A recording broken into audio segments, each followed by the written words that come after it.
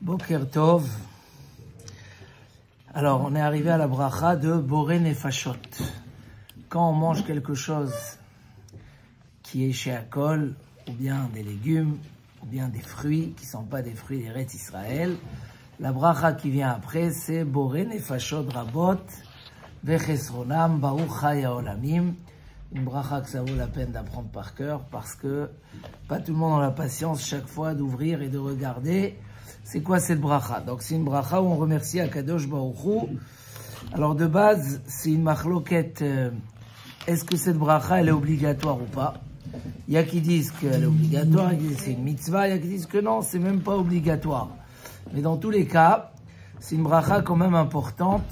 Donc celui qui a bu Reve'it Maïm, qui a bu 9 centilitres d'eau, ou selon le Chazon Ish 15, alors s'il les a bu d'un coup, ou juste avec un tout petit arrêt, alors il faut faire Boré Nefashot. Après les boissons chaudes, il y a un grand débat, d'accord? Parce que les boissons chaudes, vu que si on les boit moins que Reve'it, tout doucement, c'est sûr qu'on ne fait pas Bracha Acharona. Mais si on a bu, le café il était assez froid, ou le thé il était assez froid, et que on a bu Reve'it d'un coup, est-ce qu'il faudrait faire Bracha Acharona? Alors nous on a l'habitude de ne pas faire, parce qu'on dit, bon, vu que c'est une boisson, comme ça c'est marqué dans les poskim, puisque l'habitude c'est de la boire d'une manière très coupée, donc on fait plus de différence. Même si tu l'as bu d'un coup, tu fais pas la bracha. Mais il y a un grand débat là-dessus. Par exemple, ici, il ramène que le Rav Mibrisk, il faisait parce qu'il a vu son père faire. Et depuis que l'on vu faire, même Rav Isser Zalman Meltzer, il a commencé à faire. Donc, on voit qu'il y a qui faisaient après un thé froid, ou quand je dis froid, ça veut dire qu'on a pu boire rapidement.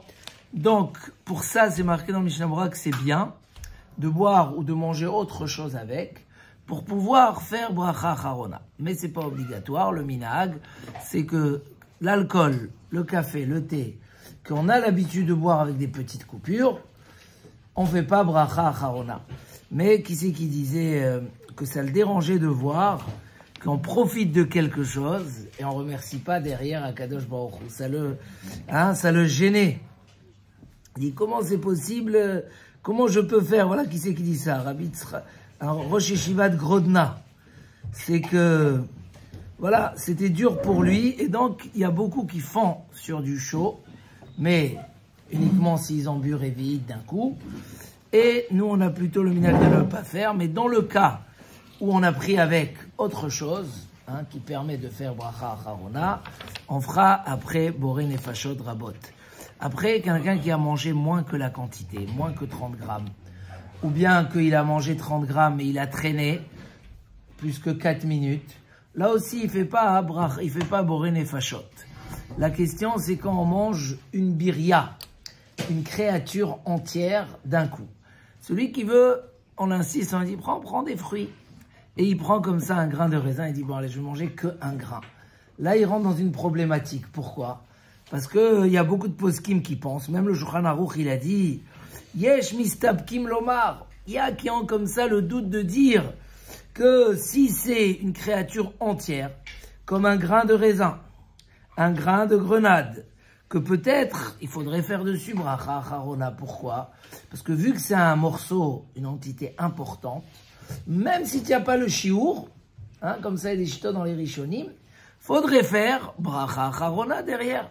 Donc pour ça il dit le Shulchan Aruch, il nous conseille d'éviter de manger quelque chose qui est entier. Si tu veux manger qu'une seule amande, c'est quoi la solution? De la couper en deux, de la manger en 2 fois. Parce que c'est marqué ici qu'enlever les grains, par exemple du raisin, ça lui enlève son statut. Enlever, par exemple, une litchi, tu as épluché la peau et tu l'as mangée en entier, la peau, ça enlève pas l'entité entière, la birya, la créature. Mais enlever les grains, ou la couper en 2, ou etc., ça enlève ce statut. Donc, pour sortir du doute, il vaut mieux, quand on veut manger qu'un truc, de le couper en 2, de lui enlever son statut d'une créature entière, pour ne pas rentrer dans un doute. Et le mieux, c'est quand on a l'appétit, de manger la quantité, et de faire une belle bracha à Kadosh Baruch Hu. Il y a cette histoire connue du Rav Mibrisk qui allait visiter une fois par semaine une dame de sa famille qui était très âgée, très malade, etc. Il allait la voir et cette femme, elle lui a dit « Moi, mon plus grand rêve, mon plus grand bonheur, c'est quand ils arrivent. » Kanira, il y avait une assistante ou une femme de ménage qui venait une fois par semaine, elle nettoyait toute la maison, elle a nettoyé, elle dit « Ah, c'est mon meilleur moment. » Il dit « Évidemment. » Il dit « Non, parce qu'à ce moment-là, je peux faire Asher Yatzar. » Elle n'était pas propre, etc. Elle ne pouvait pas faire les brachot. Et elle dit « Voilà, ça, c'est mon bonheur de vie. » Elle sentait que si elle vivait que pour ça, c'était... Et le Rav, il dit « T'es pas elle. » Comment une personne qui souffre tellement et tout, elle peut demander à Hachem. Elle lui a dit, prie pour moi que je vis bien, parce que ce moment, il vaut plus que l'or du monde. Les gens, savoir apprécier les brachot, et si on apprécie chaque bracha, Baruch Hashem, comme on a dit, on dépasse les 100 brachot par jour, et faire les 100 brachot, c'est les bases de la proximité avec Hachem. Il dit le Maharal, c'est la shlemut. On est en proximité complète avec Akadosh Baruch Hu. Donc, Chazak, Venit Chazek.